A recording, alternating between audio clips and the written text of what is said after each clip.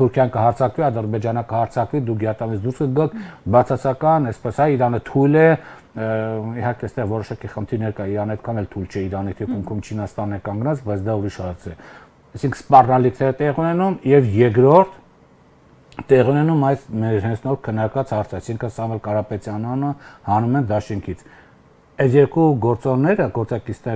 գործողները մեզ ենթադրել են տալիս, որ փակ դռների ետևում Փաշինյան-Պուտին հանդիպումը անավարտ անարդյունք է եղել։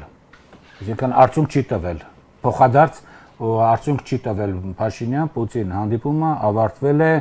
անհաջողությամբ, կարող ենք ասել, էլի, կամ անարդյունք։ Այսպես ավելի ճիշտ կլինի, որ Փաշինյան-Պուտին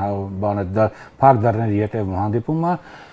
անարդյունք է ավարտվել եւ որի հետևանքը այս երկու գործողություններն են։ Հասկանալի է, որ եթե նորմալ ազնիվ արդար ընտրություններ տեղ ունենան, հավանականությունը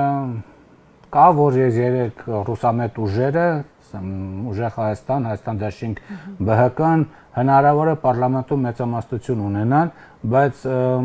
Հայաստանում կա ընտրական գործընթացի, այսպես է, չգրված օրինաչափություն, որը սկսվեց 95 թվականին։